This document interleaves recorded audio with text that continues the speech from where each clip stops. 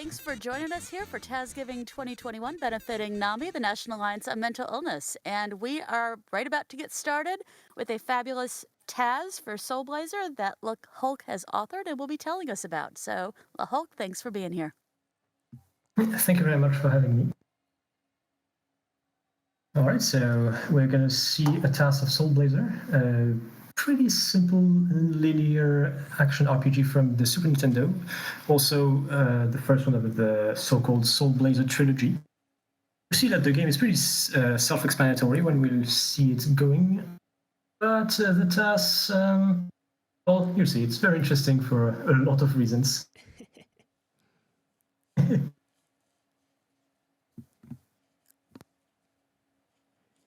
Yeah, I think if you actually try to speed run the game, you'll see why it's so interesting. We also have the TheAxeMan here on commentary yet again. So, Hulk, whenever you are ready, count us down and let's get this run started. Well, so I guess I'm ready. So 3, 2, 1, go! Right, so this is a TAS of, actually the game is called Soulblazer because this is a Japanese version, and for some reason it has a different name. So you see that the game is Japanese. It's a choice I made because the text is much faster, so it helps with the flow and it makes the game, I think, more enjoyable to watch TAS. Okay, so we're going to start with a few specifics. So there are no diagonal movements. You can only move in all cardinal directions. So optimizing movement is not really difficult in this game. What you have to do mostly is beat enemies as fast as possible. There's a lot of required monster layers, so that's the name of those pink vortexes that the monsters come out of. So you have to optimize those, try to kill enemies as fast as possible, try to optimize their invincibility frames, try to catch them as soon as you can. So the magician that we talked to at the beginning gave us this fire magic, and I'm exploiting it to optimize 2 monster layers at the same time. Both of them are required, so I'm pressing against the wall such that my magician's orb goes to the right side of the wall and kills the monsters on the right, while I also kill the monsters on the left with my sword. So you see, this task is a lot about managing multiple layers at the same time. You will also see that there's a lot of layers I'm not doing because they're not required for any persons. This is just the fastest known way to complete the game. I'll do some required monster, all the required monster layers, and some which save time, but there's a lot of them that I will just skip. And here we also have some management of 2 monster layers at the same time. I throw magic upwards to kill the enemies that spawn out of the screen on the top there. And at the same time, I kill those annoying flies which come out of this monster layer. And then we just got the what's the name of it? The Dream Rod, which is a required item. The dynamic of the game is you kill monsters from a monster layer. Once you have killed all the monsters from it, the monster layer explodes and it reveals a green button that has a certain effect on the game. So it can reveal a passage, reveal a chest, open up a door, or release a creature or a person in the game. So there you saw that I released the architect for the bridge, and the bridge is required, so that's why you see that sometimes dance with enemies. I don't, in that particular instance, I didn't really need to kill them as fast as possible because that particular monster layer was a multi-spawner, which means that all the monsters will spawn one by one at a certain rate. So it doesn't really matter to kill each single one as fast as possible. What matters is to kill the last one as fast as I can.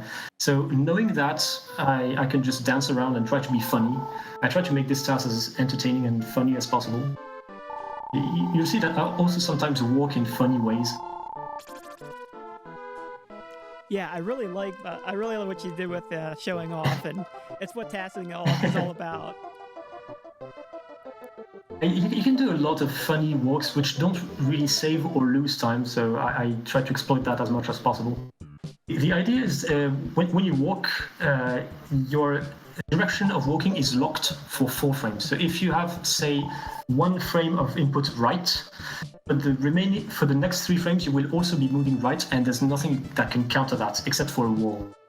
And so if you just input 1 frame of right and 3 empty frames, your character will be moving, but he will be like gliding because the animation frames of walking will not happen. And you can have varying effects, like if you input 5 frames out of 8 or things like that, you can interrupt the walking animation and make the walk animation look funny. And again, it's just for show. It's not faster or slower. It's just really for show.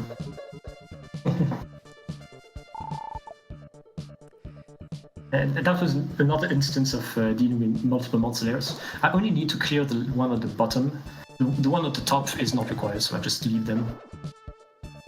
Something else important to note, magic in this game, so far I only have the fireball which comes out of the circling orb. You see that blue orb circling around the hero. It's the magician's orb.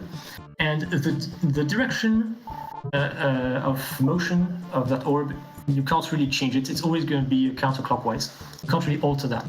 However, if you press against a wall, you can change the center of rotation, and that is really important because that will influence where the magic starts from. And you can play a little bit with that. It's going to be very important, especially with the next magic. But I will not spoil the surprise. Yeah, I have to kill all the enemies from that monster layer, so I kill them one by one with the magic I have. And also, it's important to say that magic costs gems. It costs exactly 4 gems for the fireballs, and the gems are dropped by enemies. So there was also a big component of luck manipulation in this task to try to get a lot of gems, because magic is very strong compared to my sword right now. Magic would kill most enemies in 1 hit, while my sword will not. So it was really important to manipulate gem drops as much as I could. I'd like to say a little shout out to Fat Rat Knight, because he made the Lua script that really helps me in dealing with monster layers and luck. He helped me visualize some of the important data when I was tasking it. It really made it much easier.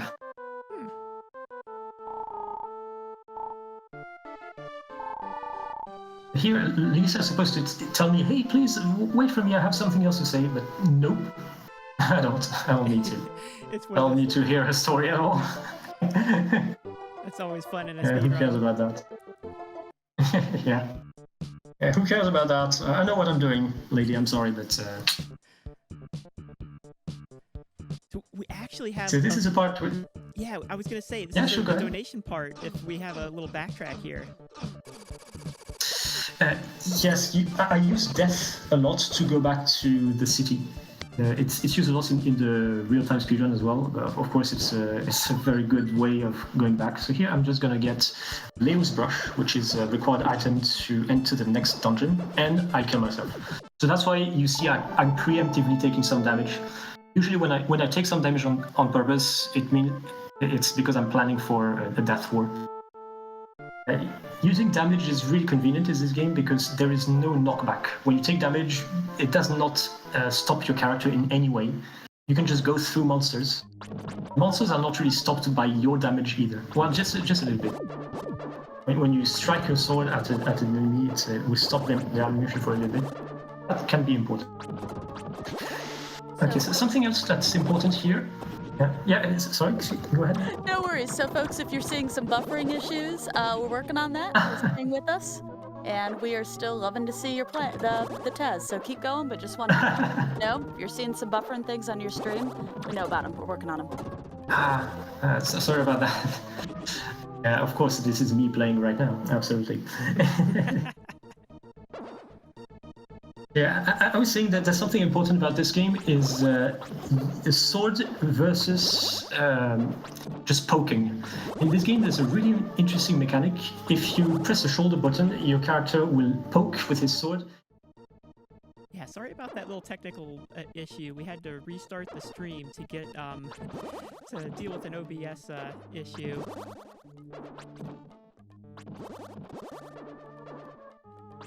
And we're back into Soul Blazer where we're at Leo's painting area. This is one of those fun areas. The game starts to get a little more interesting when you're in a speed run because you can start to die pretty quickly on these enemies here.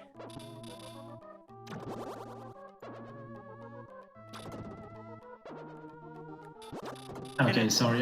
For a moment, I was not seeing the game. Okay, there we go.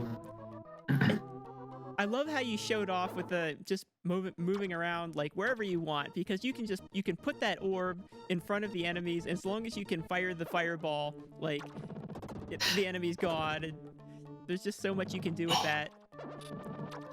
Yes, because I'm tied to having to wait for the enemies to spawn anyway, so as I know I have some free time, might as well be funny and try to play around with the game as much as I can, because I'm going to be optimal on the kills anyway. Yeah, as you can see, this is a multi-spawner, so I could afford to have several of these enemies on screen and play with them. As long as I kill the last one optimally, it should be optimal. The only thing I have to deal with is lag. That's why at some point I have to kill some of them, otherwise the game starts lagging with more than 3 enemies on the screen. And this is the first boss. In the Japanese version, it's really a pushover.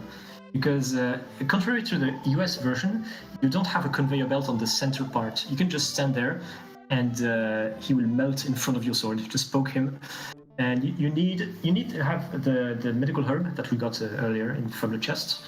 You need to have the medical herb equipped and at least level 3. And you should be able to survive the boss. He will die before you do. Now we have completed the first area of the game. We have released the soul of the village chief, and we're going to speak to him to get the first stone. So these are the MacGuffins of this. You need the 6 stones from the 6 areas, and then the last area will open. It's the world of evil. And in the world of evil, you will fight the final boss. Nice. Now, 1 down, 5 to go.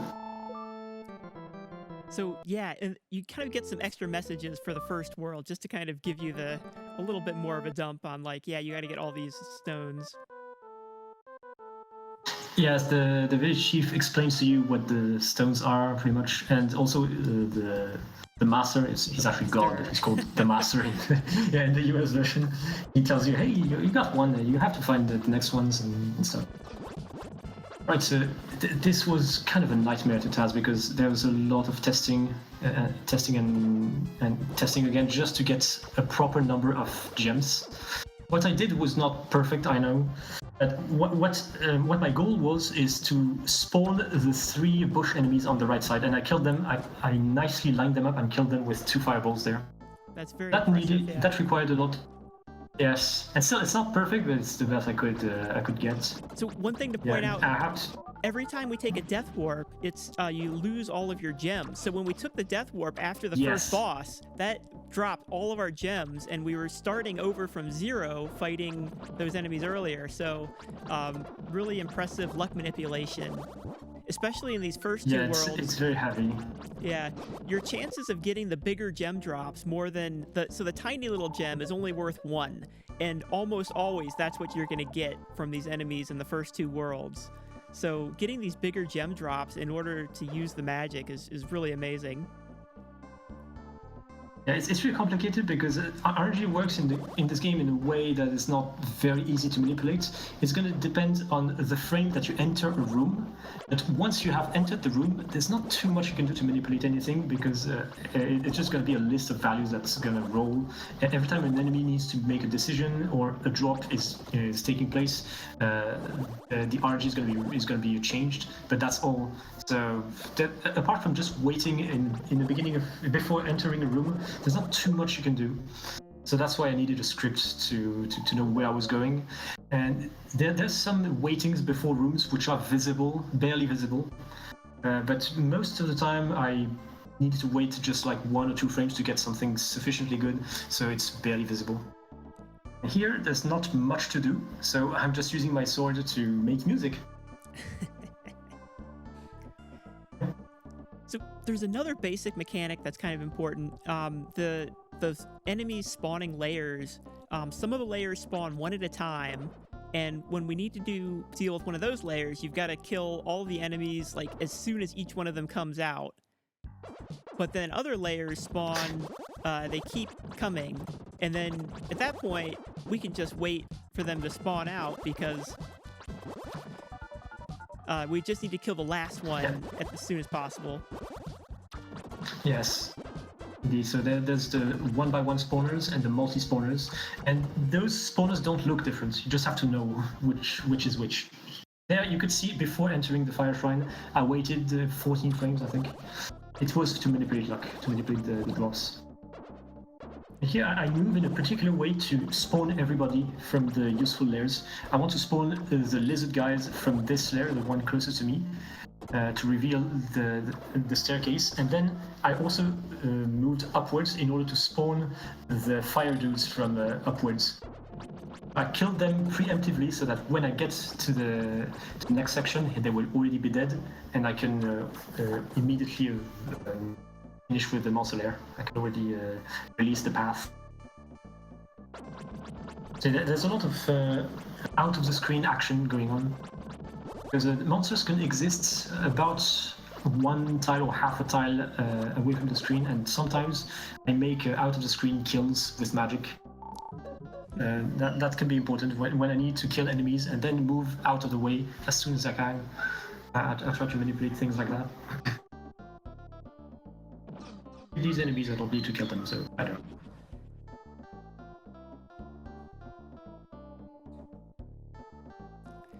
So this whole way we're killing enemies. So we only pop the layers that we need, but it looks like we're killing enemies that we sometimes don't need. Is it just for gems? Yes. Mostly gems, and also a little bit for experience routing, because that's also something to take into account in routing this game. Okay. Experience, you can see it on the screen, and when I get enough, I get to the next level. Each level will give me 2 more health points, and each even level will give me 1 attack point, and each odd level will give me 1 defense point. And routing that is important in a few places, especially because getting a level will also heal you. And I need to be healed in certain places. It's going to be important in the next act. Here, not so much. By the way, you saw that I did a monster lair, which technically is not required, but we do it all the time. We go get it just for this magic, so the TAS also needs it because it's so efficient. This time around it costs 8 gems a piece, but it fires a really powerful shot in 4 directions at a time, and that's just so convenient. And it's gonna be the best magic for the rest of the game. So yeah, we're pretty much set with magic now. Nice. So I noticed you picked up that chest. But that's... Yes, it contains 100 gems. Okay.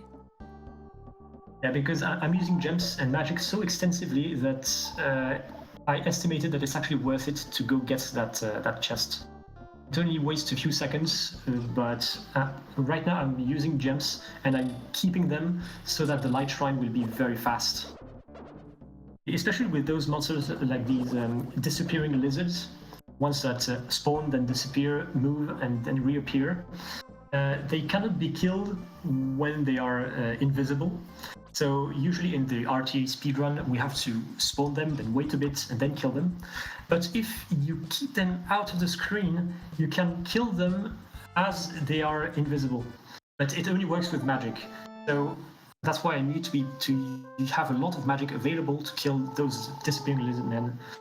And that's something you couldn't really do in RTA because you wouldn't have enough gems. But here I have 132, which is a lot. And I'm going to use a lot of gems in the light shrine.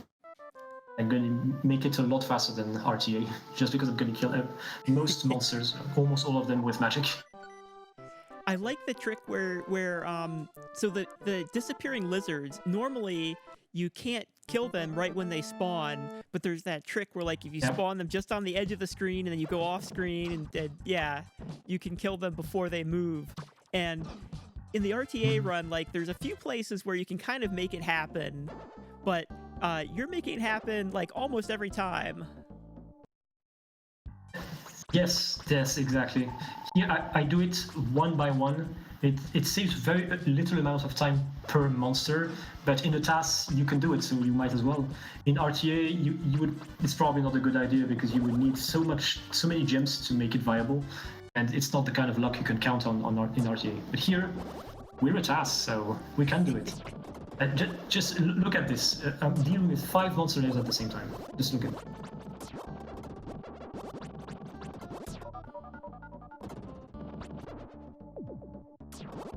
This is one of my favorite moments. I use a lot of magic and I still gained a lot of gems. So here, this is I'm doing the strat that we talked about. Look at these monsters. I'm just moving away from the screen as they are appearing, because at least 1 pixel of the monster layer needs to be visible so the monsters can appear. So I'm just moving out of the screen at the proper frame to spawn the enemies, and I'm shooting magic at them at the right time where they are vulnerable but out of the screen. In RTA, you would need to wait for them to complete their animation of moving before you could kill them. Here, with magic, you don't need that. In this place, I'm moving in a particular way to spawn 6 lizard enemies from the top left. We're not seeing them yet, but now they're all spawned, or maybe almost all of them. Yeah, I've spawned the last one, and I shoot all of them with magic. You see, they barely moved, so that was complete manipulation of them. That's something that I do also in RTA, but not as fast. I do it in a more specific and slow way. Here, I could do it in a really crazy fast way. Here, same thing. If you play the game casually, there's a character, there's a mole you can talk to, and it will give you its helping soul, which lights up the room. Well, in the speedrun and in the TAS, of course, we don't need. And you see that I started this dungeon with more than 130 gems. I only have 31 now, so I used a lot. And I still managed to get a lot of them. I used so much. I need to kill the disappeared lizards to spawn the teleporter, because we are close to the boss. I'm gonna kill the last one from a distance, and now it's dead. It's barely dead, just out of the screen. And I don't need to release the teleporter right now. I will do it on my way back, so I save more time, because the monster layer's destruction takes some time, so I might as well be doing other things in the meantime. This is the second boss. There's not a single available frame of vulnerability that I don't exploit. Yeah, I try to make it so whenever I kill one of those statues, I'm close enough to the next statue so I can start dealing damage to it at the earliest possible frame. I'm pretty sure that boss was absolutely optimal. Yeah, it's always very impressive when you do that fight. I mean, it's almost perfect how you have to move, because the boss's movement pattern is based on your movement and your placement. So like you have to be in the right place at the right time, or the boss will just nail you. And you're not wearing armor at this point, and you're on a lower level than you should be. So they can kill you in like what, 3 or 4 hits. I think you get an extra one in this. 3.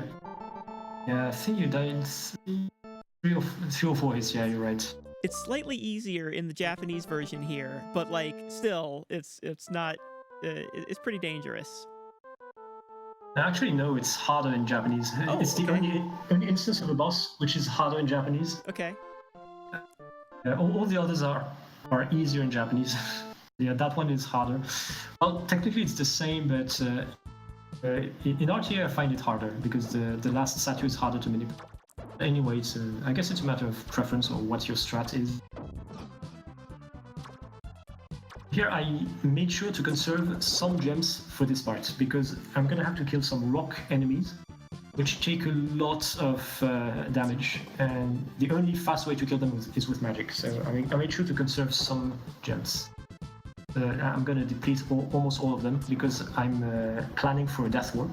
You saw that I ran through enemies and took some preemptive damage. As I say, I'm pre-suiciding. And there was a 6 frame waiting to spawn the 3rd palm tree enemy. So I'm exploiting the fact that as I have to move anyway, and some important monsters are on the screen, and they need to remain on the screen to spawn enemies. So as an enemy was really close to its spawning cycle, it was preferable to wait for the spawn and then go, instead of going immediately and have to wait a full cycle later. I really like this trick. I managed to do something pretty cool. Yes, it's called the zombie lair trick. It's possible to trigger a zombie lair, a monster lair destruction as you are dead. If you manage to advance onto a destroyed monster lair and receive an attack, a final attack at the same time, you will not die right away. You will the animation of the monster lairs releasing will take precedence. I don't know how to pronounce it. Take precedence. And it's not that hard to do. And as the monster lair heals you, yeah, it's not too hard to do, but it's very hard to set up. Yeah. So the timing is pretty generous, but the placement has to be. You have to be exactly on the monster layer, or else you're not going to release it. Yes, it's pixel perfect. You have to be pixel perfectly on the monster layer, otherwise it doesn't work. And the funniest thing is that monster layers heal you. So I got healed from death, so I'm not dead. I'm technically alive here. Hence the zombie. I did that trick. Yeah. I did that trick again to save time from not having to take another hit. I saved some time from my invincibility frames. Otherwise, I would have needed to take another hit to do the death warp, which would have been slower.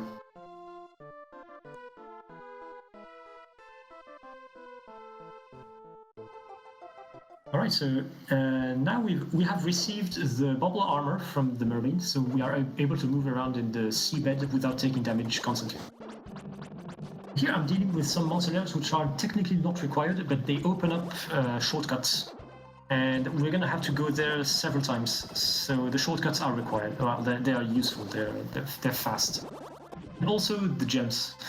I'm manipulating a lot of gems, and I got 50 out of these fights.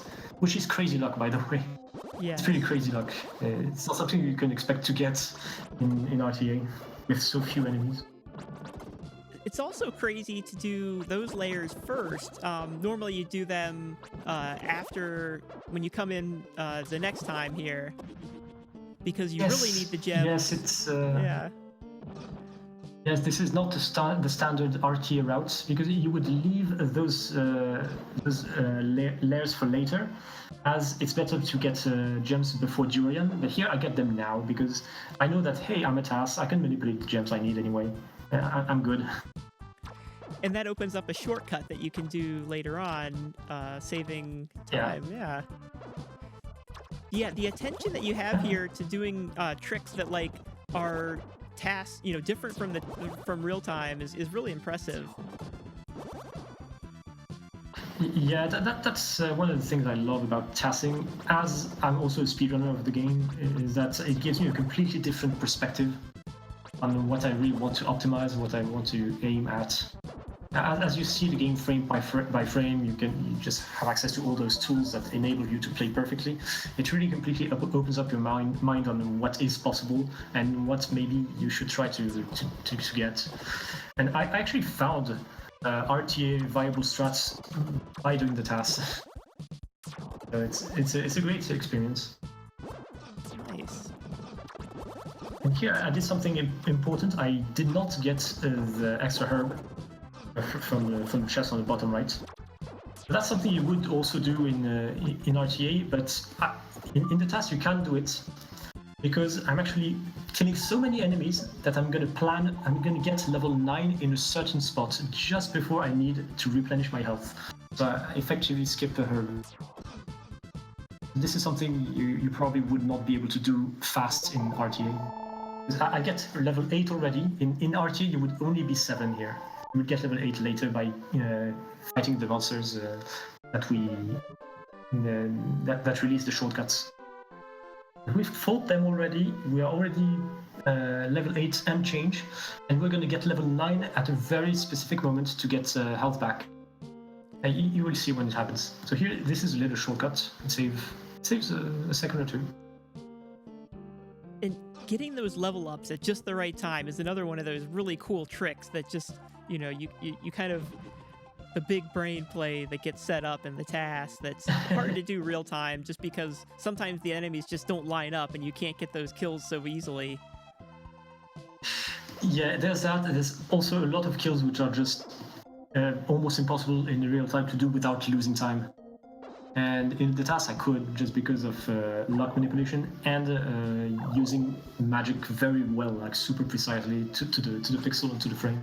And so that's a lot of kills, extra kills. We're not losing time at all.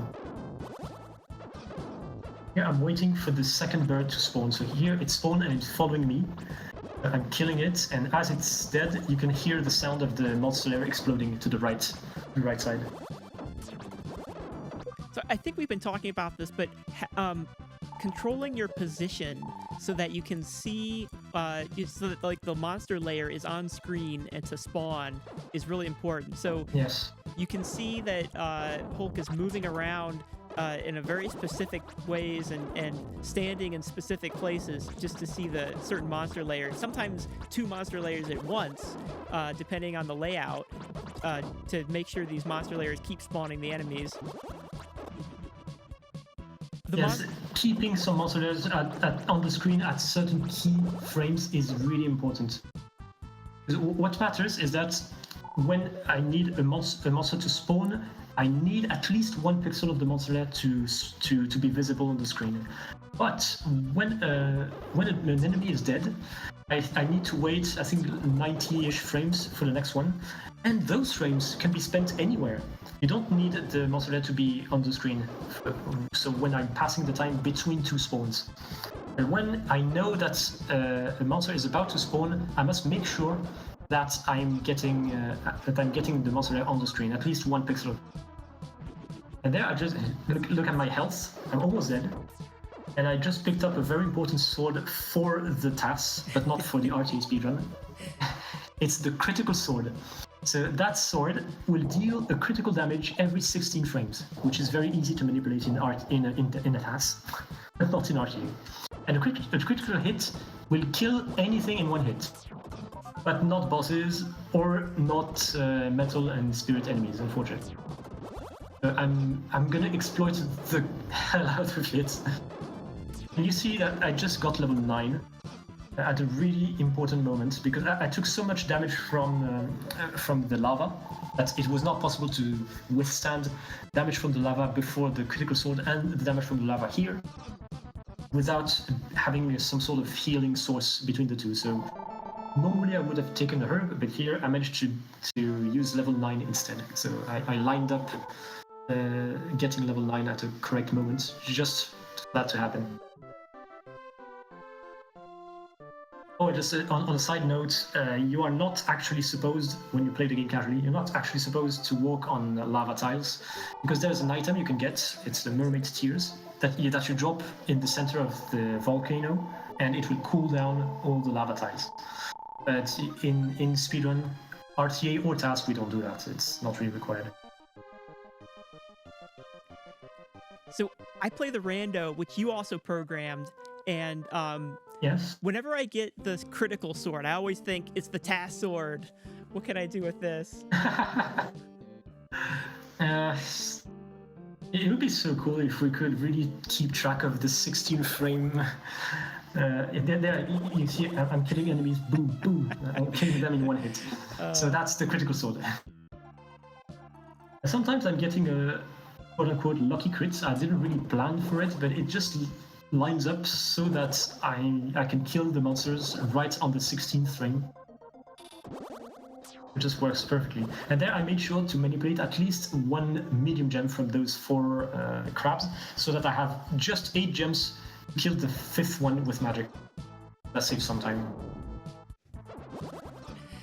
I'm using the Thunder Ring that I got to create lightning to kill the 4th Donkey Kong there. It's a bit faster than waiting for the 16th frame to kill it with the critical sword.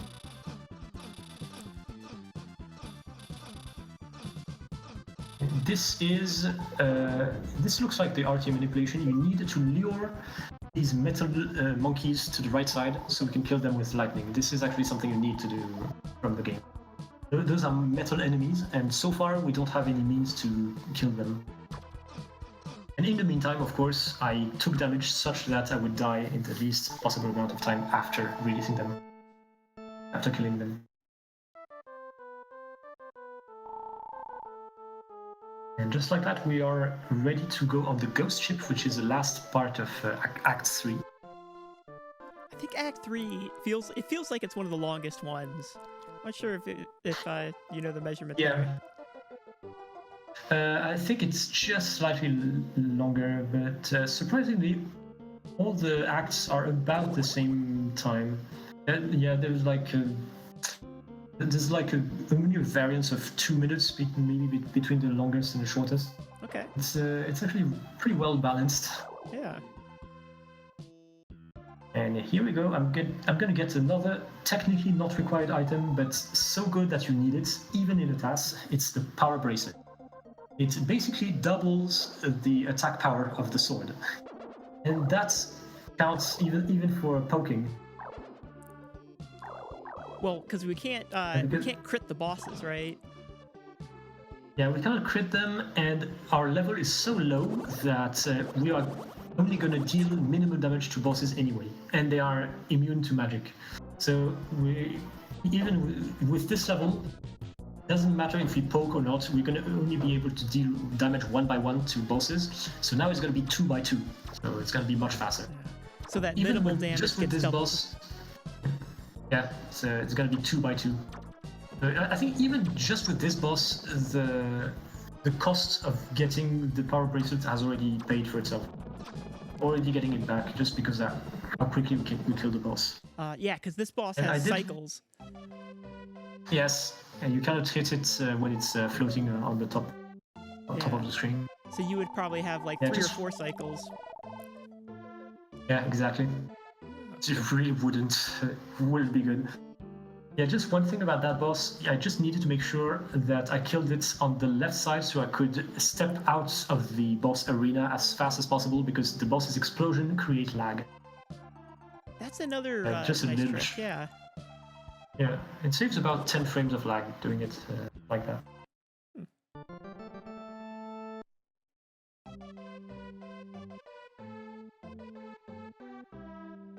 We are about to get the blue stone. It's the 3rd stone from the mermaid.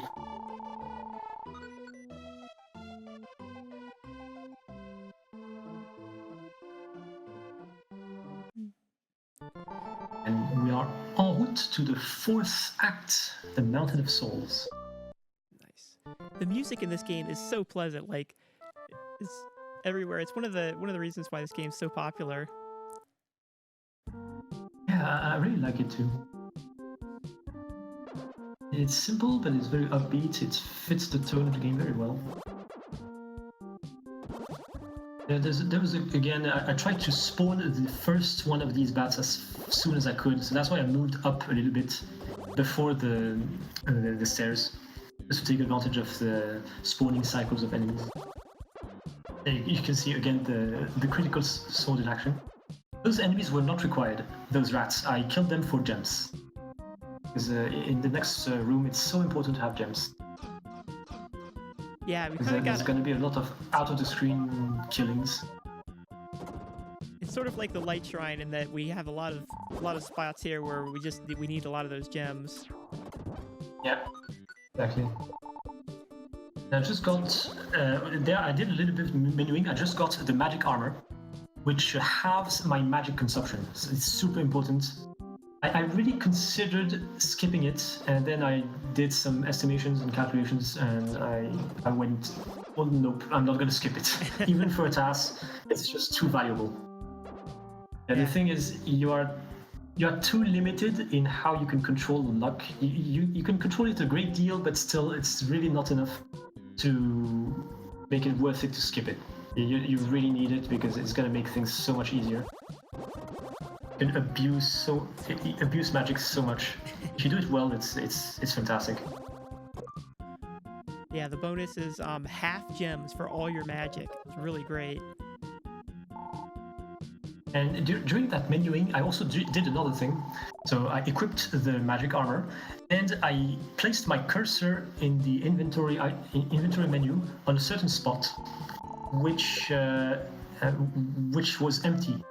And here I'm about to receive the item that goes to that spot. It's the mushroom shoes. So unfortunately, I'm required to come back here and then go back to the frozen lake just because of those mushroom shoes. I need them to be able to walk on ice without slipping, without being carried away by the ice. It's really frustrating because you need it just for one turn, just one turn on the ice path. I really tried, I could not find a way to skip it. Yeah, so I need to do that 50-second detour just to get back, get the mushroom shoes, and get back to the frozen lake. But you did get to optimize this layer that we blew up and then get back on our way back. Yes, that's one of the cool things you can do about this game. I killed the enemies but did not release the NPC because I knew I would come back there later. So I might just go on my way after killing the last enemy.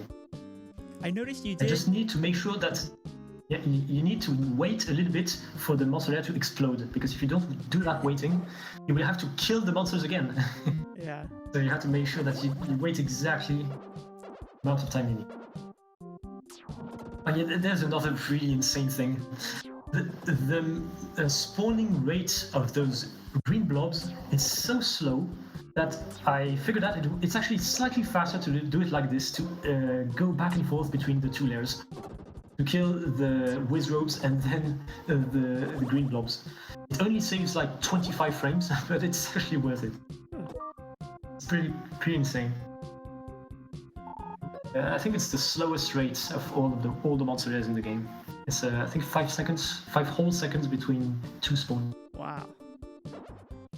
Another thing to point out Which is is that you've reached level 11, which lets you swing that critical sword. Ah, you're right. We didn't talk about that. Yeah, it's one of the important aspects of this game. Swords have levels. You need a certain level to be able to swing a sword. However, you can still equip a sword for which you don't have the required level, and you can still poke with it, and that's very important. You cannot swing it, but you can poke with it. So that's why every time I needed to take advantage of the critical frames, I needed to poke enemies, and that still works. Now I can swing my sword. In this game, swinging your sword does more damage. It does the full strength damage of your strength, compared to poking, which just does a minimal damage, like 1, plus the attack power of your sword. It doesn't add up your own strength. Alright, so this room, I think this room was the hardest for me to TAS, because I needed to test a lot of possible routes. I asked myself so many questions. Do I go top first, then bottom? Do I go bottom first, then top? Do I take the lucky blade first and then do the rest, and then go right or then go left? There's so many possibilities that felt like they were really close to each other, and they were. That was crazy. It took me. Yeah. I think it took me more than a month just for this, to decide on what I wanted to do. One thing about the mountain that's different from some of the other worlds is that we have to release quite a few NPCs in order to kind of like open up the tunnels in the town area, because otherwise you can't go through the tunnel to talk with the leader. Well, we've got to talk with the king, and we have to talk with eventually we have to talk with the king, and then we also have to talk with the snail to get the gem, or the stone. And so there's quite a few of these NPCs we have to release that also open up the pathway through here, and we need to get them. Yeah, for example, that grandpa we just released, and a lot of other NPCs. The NPCs themselves are useless, but they release a path, they carve a path through the town, and that's required to be able to go talk to important NPCs.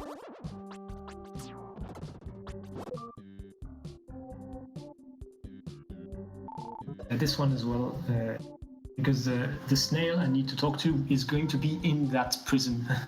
So I need to release the prison guard.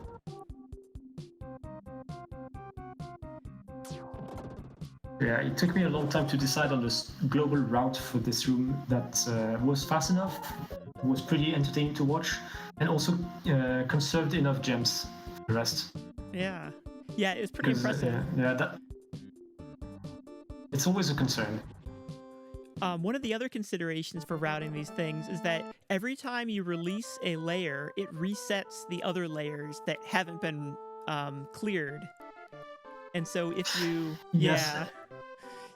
It's actually when you leave the room in any shape or form. So if you release a layer and that transports you to the town and you release an NPC, that counts as leaving the area.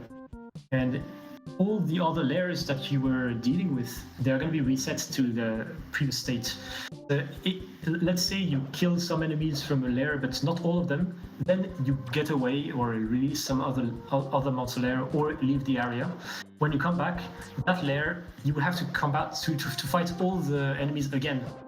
The layers don't keep track of how many enemies you killed.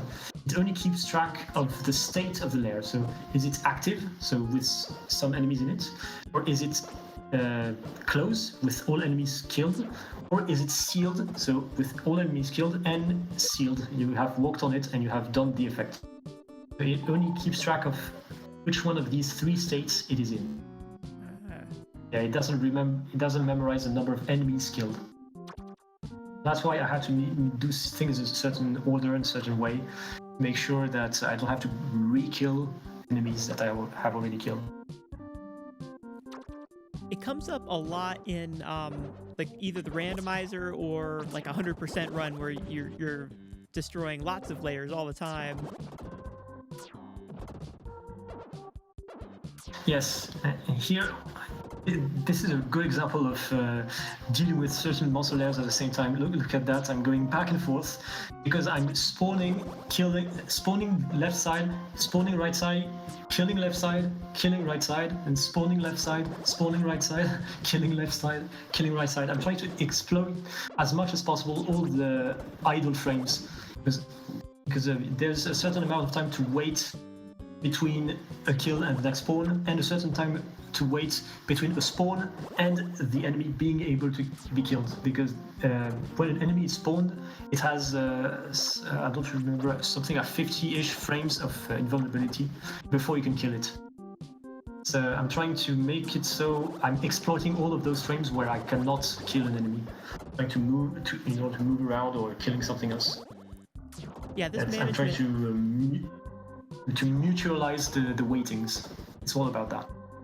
The management there is pretty impressive. Yeah, thank you. That was a bit of a headache too.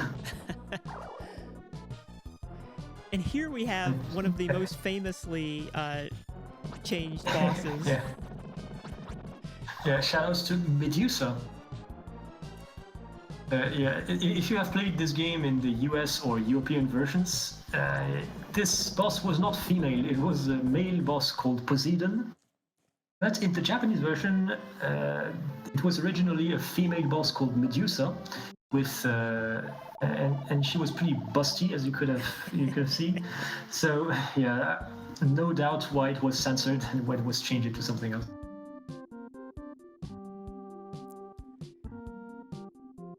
Now that I've done everything I need to do here, I can just seal those two monster layers. They released the two dancing grandmas for later. They are required. And after that, I just I know one of the tricks with the death warp is that by releasing the NPCs in a certain order, sometimes you avoid dialogue that would otherwise show up. Yes, that's true.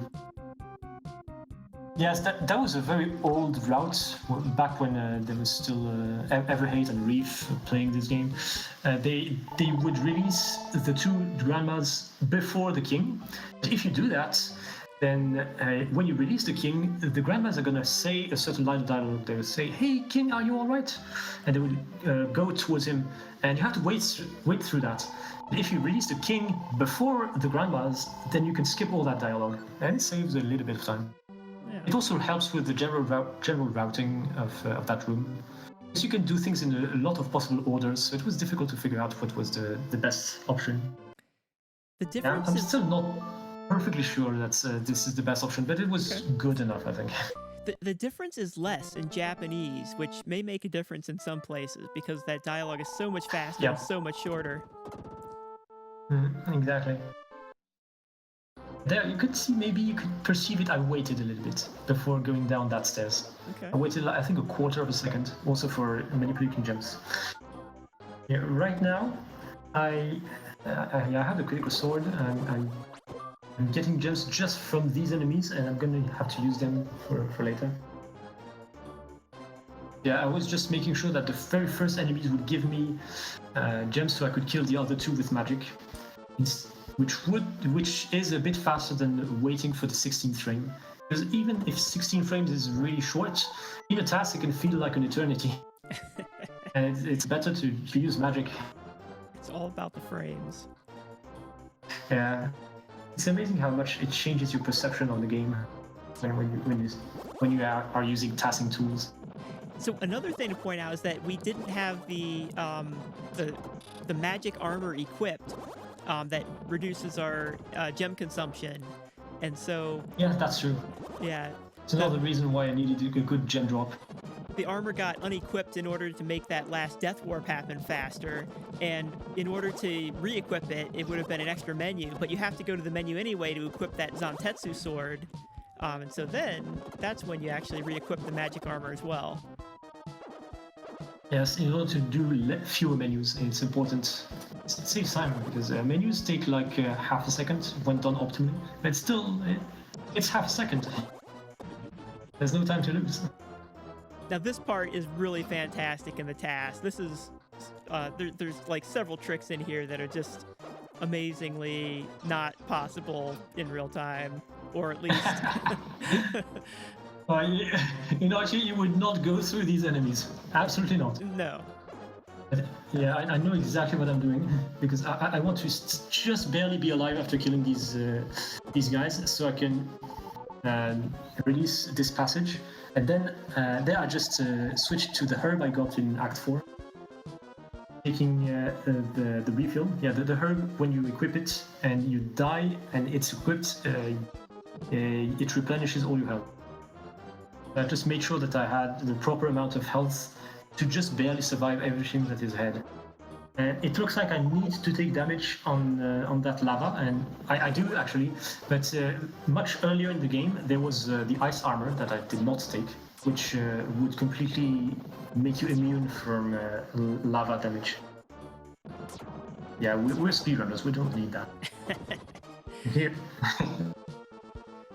And there again, I mutualized two monster layers. So I was spawning the ones on the top, while I was killing the helicopters on the bottom. And when all of the 4 cleaning robots were spawned, I killed them with magic, mostly out of the screen, so it was maybe not easy to see. And there I'm killing the very fast mice, and at the same time killing the cleaning robots on the bottom, on the top. There I just killed the mice and the bulldozers at the same time. So again, that was pretty good management. And I also made sure that I took some damage because I just got level 15, which healed me, so I had to catch up on the damage I need to take. There I unequipped my armor. I'm about to get killed by the... I'm preparing for a death from this cleaning robot. Now, poking the mice looks like a trick that might be something that you can only do in a task, but it's not. That one is something that you do in the real speed run. Yes, yeah, there are setups for it. Yeah, setups on position and movement. But it's one of the tricky parts of the real-time speedruns. It's usually what trips up newcomers. It's really one of the tough technical parts. Yeah.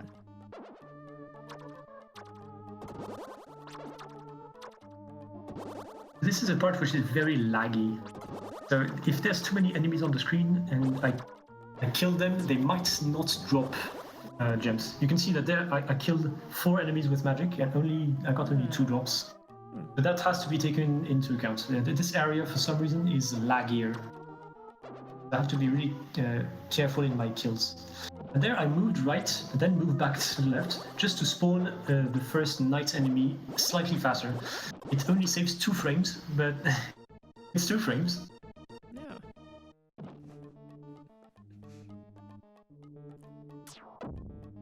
Yeah, the good thing is there's a lot of enemies we don't need to kill. A lot of things we don't need to do. Just killing whatever is necessary. And there I'm killing invisible catapults. Because yeah, that's a thing. This is another area where there's a soul that helps you out that shows the invisible enemies, but since it's a speed run, we didn't have time to release him. Yeah, in RTA you would also skip that helping soul. Again, a place where I really had to deal with lag. So yeah, it's important to minimize lag. So try to kill enemies out of the screen or not too many at the time. It's also, on the other hand, it's also important to kill them fast so that there's not too many spawning. As long as I make it on the monster as soon as it is exploding, then I know I'm optimal. So it's good. This is one of the few instances where I don't use death to go out of the dungeon. It's better to just go out, because the next dungeon is right next door. And in this one, I just need to do one monster lair. So we're just gonna make music with our sword. Take a little stroll. And I need to kill 6 invisible catapults. So I killed 4 of them with magic, and the other 2 with critical hits. Nice. And you also took damage to get ready for this death warp. Yes. By the way, I still had no armor for the two model towns, because I removed my armor before to get out of the first part of the lab. And now I'm gonna get my armor back, I think. Oh no, that's right. I actually removed. Yeah. Yeah, there's it. Yeah, this is where I do it because I need to equip the Zantetsu again. It's the sword that kills metal enemies. So we have to use that instead of the critical sword, unfortunately. Yeah, there's a lot of metal enemies that only the Zantetsu sword could kill.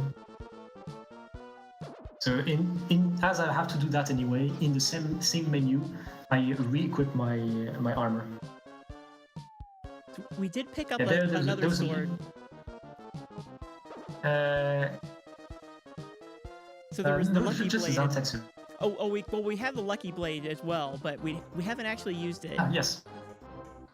Yeah, we don't really need to use it. We just take it because it's a required item to get to the last part of Act 4. And this is fun. Yeah.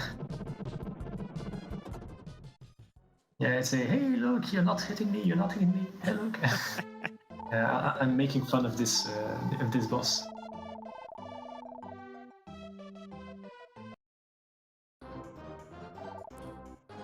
Yeah, so the boss was invincible during that instant, so I was just playing around the fireballs. That's the time. There goes that armor again. Removing my armor again. Yeah, remove it again. And I will only put it back on when I get the spirit sword. It's gonna be pretty soon. So all of the creatures that we've gotten the stones from have some sort of relation to Dr. Leo. Like the village chief said, "Oh, he's my friend," and this is a doll that I guess he liked, and then the other ones were pets. There was like Turbo that was his pet, and the dolphin I guess was also his pet, and the snail. Yes. And the snail mentioned something like, "Oh, when the evil came, we ran with the stones," and I somehow the snail was able to run fast enough to get away. Hey, snails are very fast in this game. I guess so. And they even organize sail races. That's right. There's races.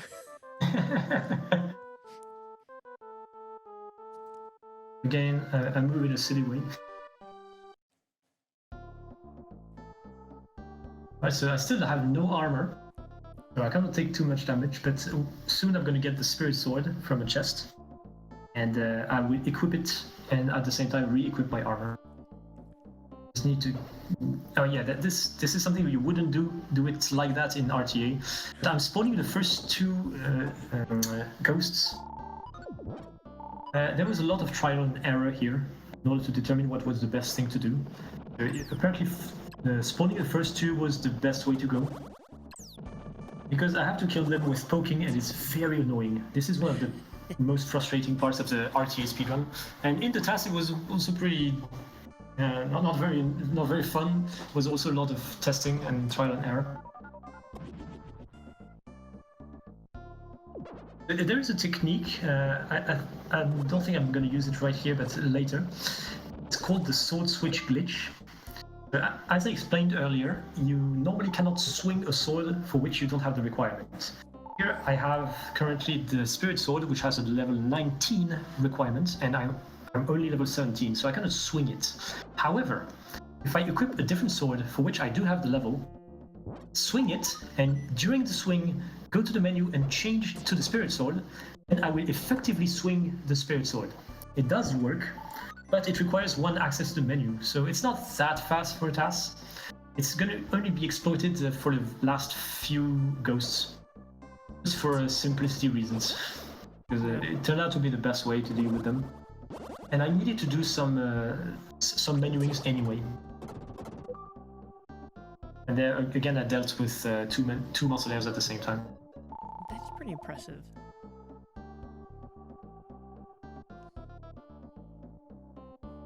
Yeah, if you're switching swords anyway, it's a pretty easy call.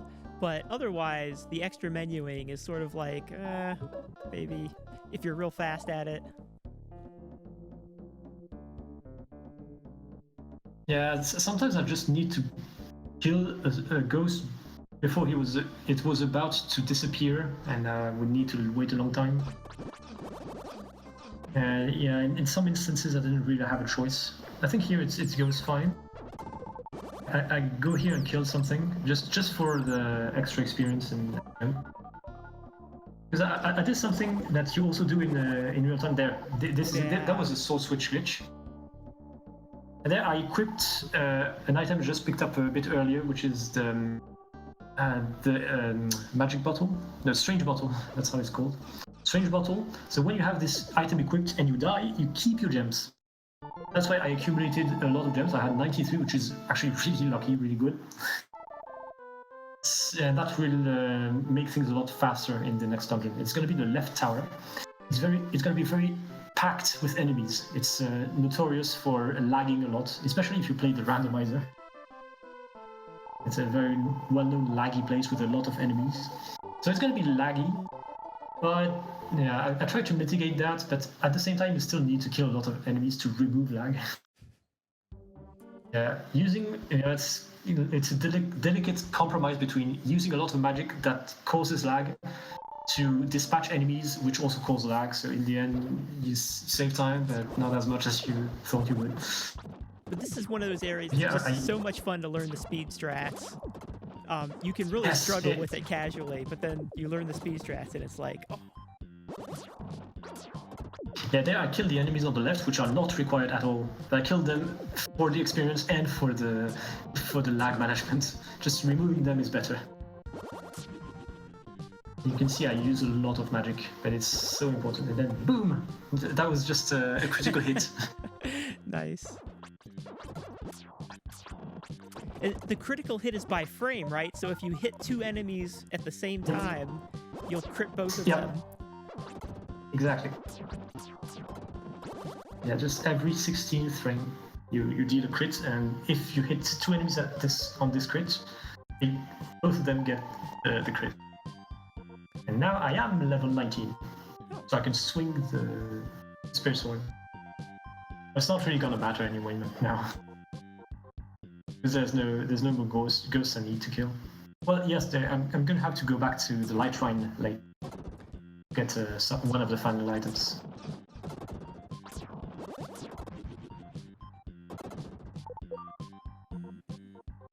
There I pre-equipped an item I don't have. Yeah, you saw I placed the cursor on the item next to the platinum card, because I'm about to receive the VIP card to get to the next tower, to the right tower.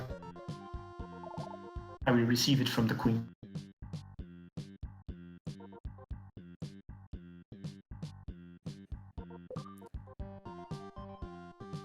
theory that Dr. Leo has some sort of musical talent because, like, all of his areas associated with him, you know, his castle, his towers, his lab, his underground castle, like, they all have really thumping music.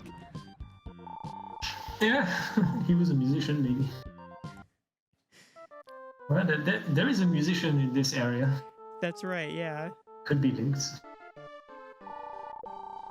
Yeah, here you talk to the Queen Magritte, and you have to tell her that she's pretty. And if she asks you, "Am I pretty?" and you have to say yes, and she gives you the VIP card. It's a bit of you have to do that. a "but thou must" moment. Yeah. It's a way to tell you that she's a very petty and person. How do you say? I don't have the word in English. Sorry. Yeah. Yeah, something like that. Sorry, I don't have the word in English. Superficial, superficial person. That's a good one. Because it's kind of because of her that there was this whole war, and the king wanted to impress her, and that's why he sold all the souls of the world to Death Toll in order to get gold and impress the queen. It's her fault. It's the woman's fault. It seems kind of. Hey, wait a second. Yes, exactly. I've read some of the script in Japanese, but I haven't read it all. I don't know how your Japanese is, but there's a lot of like interesting translation details that are not a whole lot of them, but there's a few interesting ones. Yeah, I have studied Japanese, but my level is not good enough, I think. I can understand some of the things.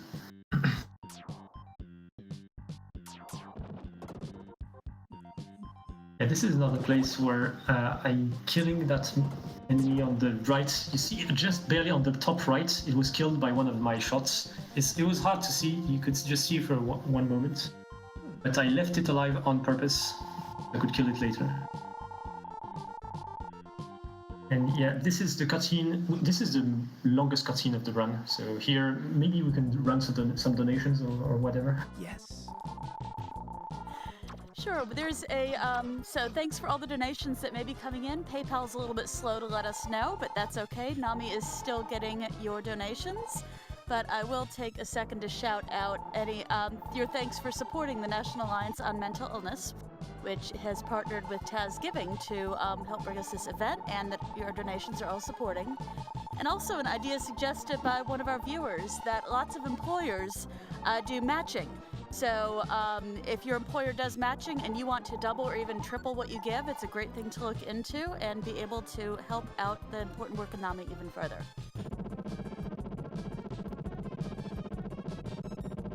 Thank you very much. Thank you. That was perfect because the cutscene is just finished. We are about to enter the 6th boss. So this is another luck-based boss, especially in RTA. Because he has two possible patterns. Either he could swoop down, which is not good. It's called the dive.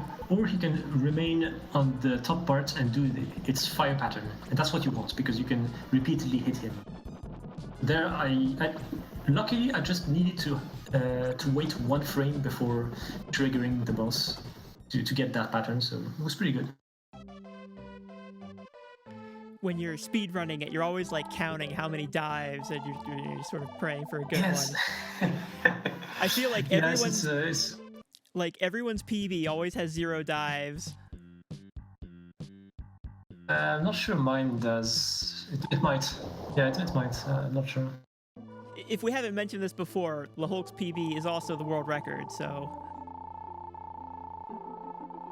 Yeah, I got challenged on the Japanese version by Namefaker, shout out to him, and I managed to beat his time again. It's getting optimized now. And once in a while, there's somebody who's gonna play this game a lot and get a really good record. It's nice that this game is receiving attention. It's a very interesting speedrun. There's a lot of unusual things that go into it, into managing layers and things like that. It's simple looking, but there's a lot of non-standard thinking that goes into optimizing it. Yes, you have to be somewhat flexible to deal with like RNG and things like that. It's pretty interesting. And now we have all the 6 stones. So this is the ominous cutscene where the path to the world of evil is revealed. We're gonna go to the world of generic quintet background.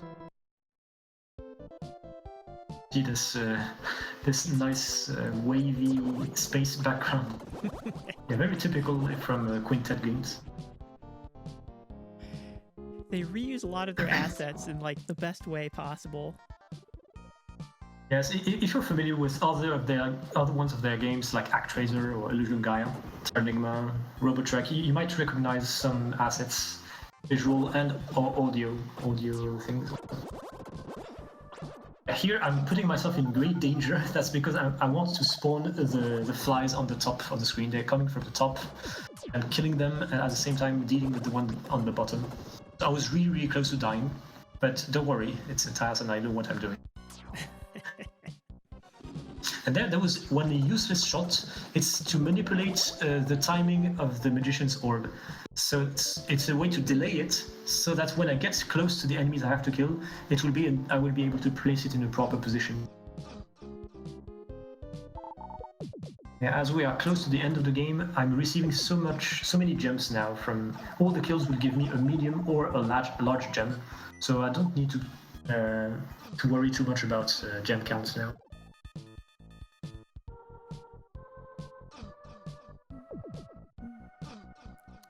I've just got the soul armor, which you need, and you also need it to survive this area. Otherwise, you get damaged constantly. I need also to kill the 6 flies from this monster there. So this was the 4th. I'm spawning the 5th, and I'm going on my way, killing it with magic so I don't lose time. And this chest contains the soul blade, so now I have equipped it. I can kill those rotating blocks, which give me a lot of experience points, 4,000 apiece. And this is the 6th flight, which I just killed with magic on my way, so without having to stop. And now we are on the grinding part. So this is about 50 seconds, maybe 1 minute. If there's another donation, it could be a good place.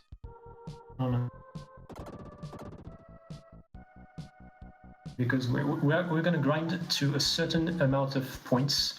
So if I remember correctly, it's 374,900 or something. It's a very specific amount, such that when I depart from here and kill all the remaining required monsters, I will have the exact 420,000 I need for level 24. And yes, as this is Soul Blazer, it had to be 420, right? It had to be 420. It just had to be. It had to be. I don't know if that has any meaning in France, but here in California, No, it doesn't.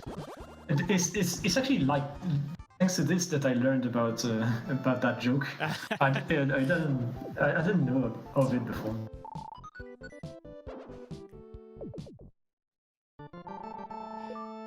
Yeah, I'm really glad that I could kill that extra fly right there when I took that chest, because it brought the count of experience down a notch, and I needed to do 1 fewer cycle of grinding. It was pretty nice.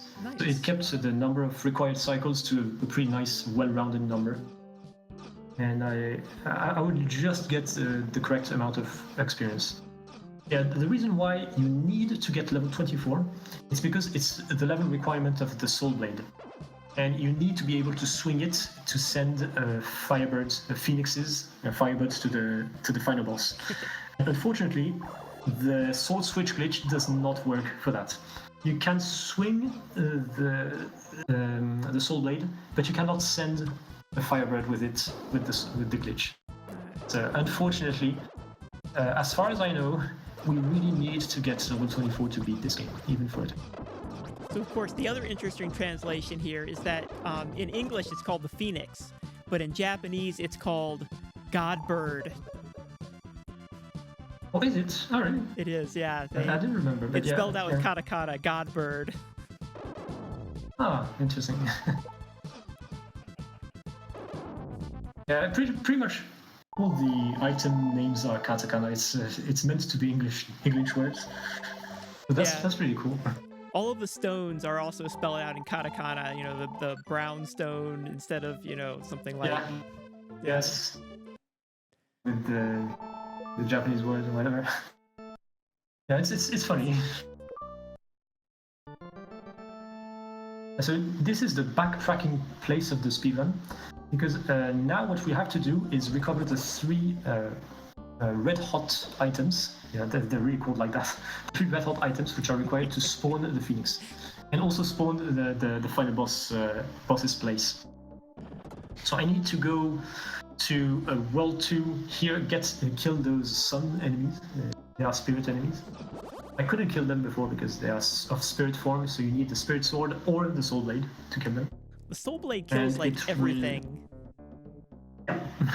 And in it fact, kills metal enemies, soul enemies, and also some other enemies that only it can kill.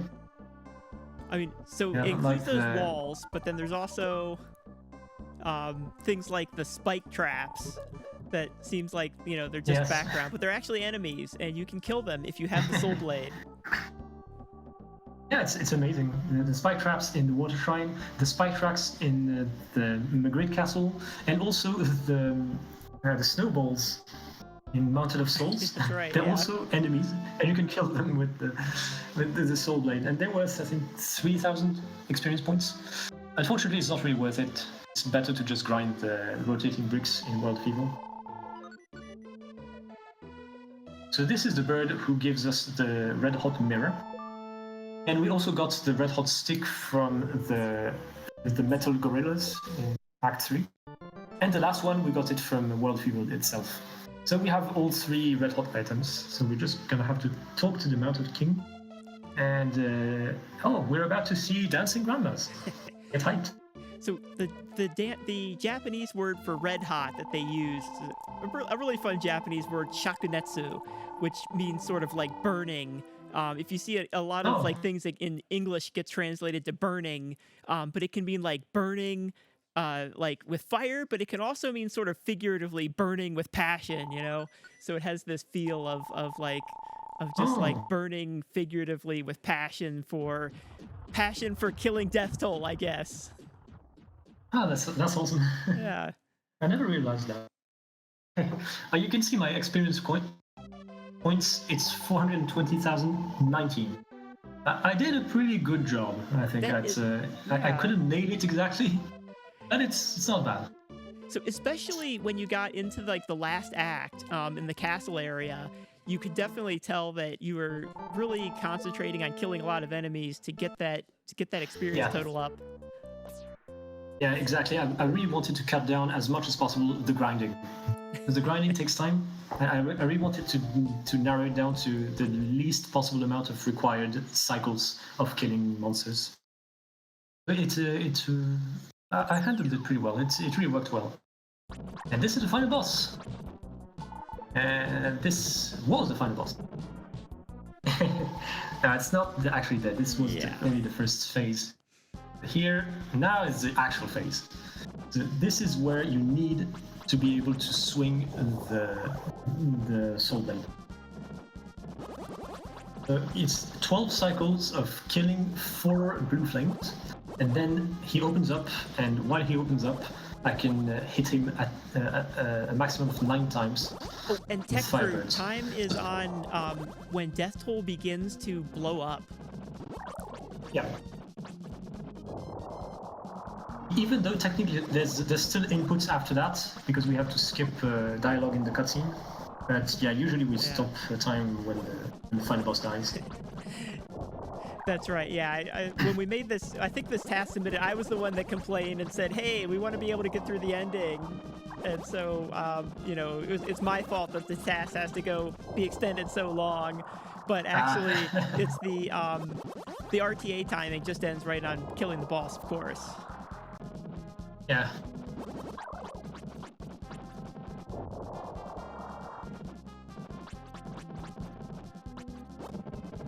And that's time. That's time, GG. Wow. That is a pretty amazing time. So what's the world record for this category so the Japanese version, of course, saves a lot of time over the US version. What's the world record right now? 1:33.0 something.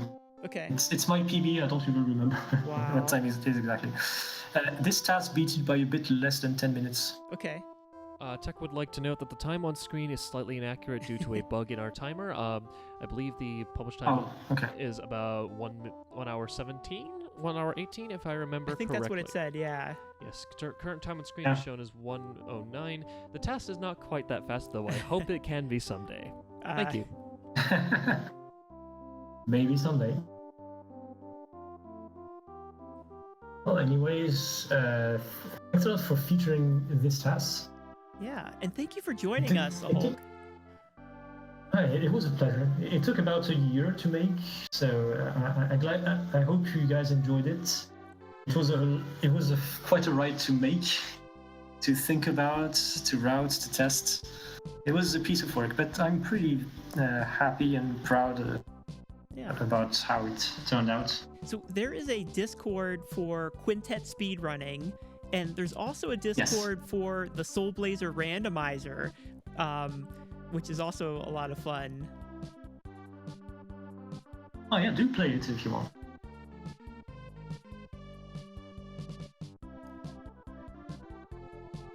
All right, I think that's going to be it then. We can... Yeah, and so once again, this is Hulk, the author. So this is actually an important juncture here, because at TASGiving last year, we had this.